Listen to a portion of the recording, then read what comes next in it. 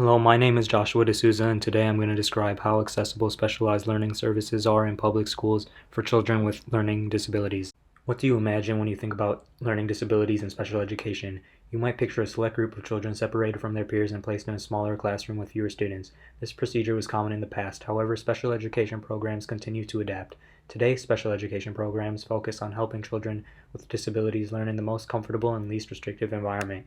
This means that children with disabilities can learn in a general classroom with many of their fellow peers who do not have a disability. Students with learning disabilities may also qualify for certain accommodations based on their impairment.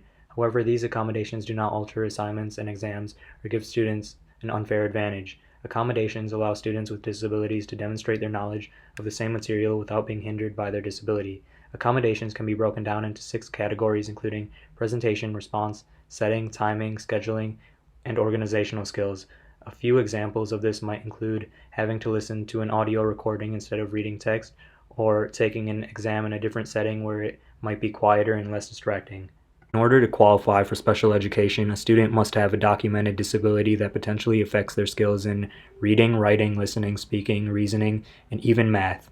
Additionally, a student's disability must fit one of the 13 disabilities covered by the Individuals with Disabilities Education Act, also referred to as IDEA, and the extent of their disability must create a need for services depending on the severity.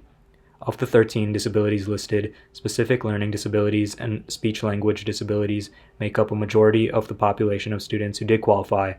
Common learning disabilities that these students might display include visual processing issues, dyslexia, dyscalculia, dyspraxia, dysgraphia, and auditory processing disorders. Furthermore, as of 2006, almost 14% of public school students had a disability and received services under IDEA. And as of today, this percentage still remains relatively similar, thus demonstrating that learning disabilities are still somewhat common in our society. There are numerous laws and acts in place that are meant to better protect students with disabilities. To start, we already began to discuss the topic of IDEA. This act provides services to almost 6 million students in grades K through 12 per year. This service was created to ensure that students with disabilities are provided an appropriate public education that is tailored to meet each student's needs.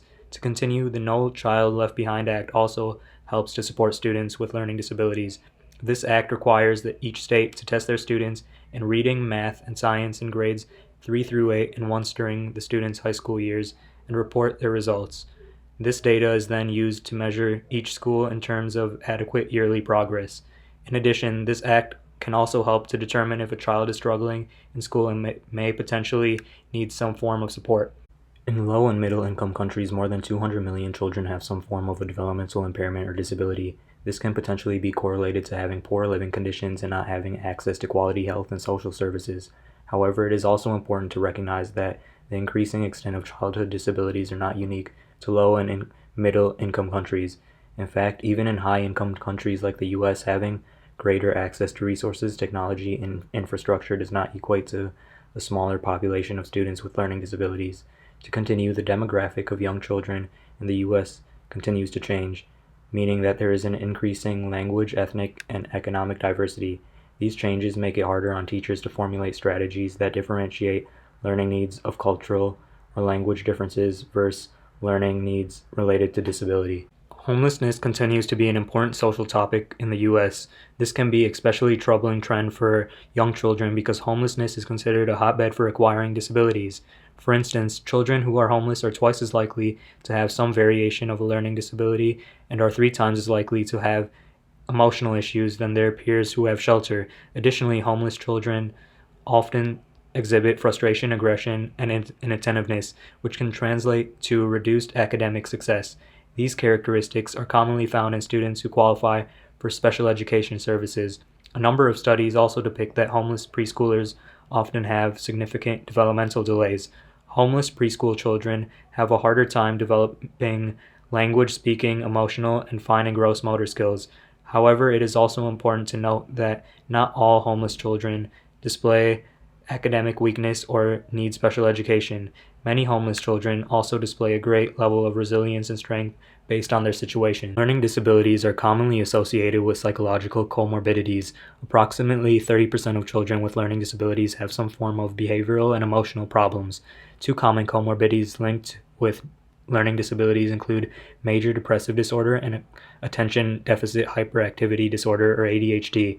To demonstrate the co-occurrence of major depressive disorders and learning disabilities, a study was conducted on 100 children at the ages of 9 through 12. Results revealed that 62% of children with major depressive disorder had a learning disability, whereas only 22% of children without depression had a learning disability. In regard to ADHD, children with specific learning disabilities demonstrated that they are at an increased risk of hyperactivity. To continue, learning disabilities are not fully evident until the child starts going to school and completes tasks that call for certain types of cognitive processing abilities. Diagnosing these issues early among children at a young age can result in boosted sense of self-confidence and social competency. Special education is not really any different from general education in its basic operations, but it does vary in the application of those operations. To identify if a special education program is successful, you should try to judge certain aspects, including how the school embraces student differences as part of school culture, as well as how inclusive the program is. Additionally, special education should be designed as a multi-tiered system of support and must work with families and community partnerships to seek the most optimal teaching techniques. Despite the advancements we've made with childhood disabilities in education, there is still room for improvement. For instance, there are still delays in identifying and diagnosing students who do have learning disability. Research suggests that special education students do not achieve the same academic success as their non-disabled peers, and as a result are often held to lower expectations. Improving the system requires a better way to measure and understand special education, as there is limited available evidence on its effectiveness. One suggestion to improve this structure will be to take a more collaborative and family-centered approach that is based around the child's environment. This way, the child has a support team that is available both in school and in the house and can seek assistance whenever necessary.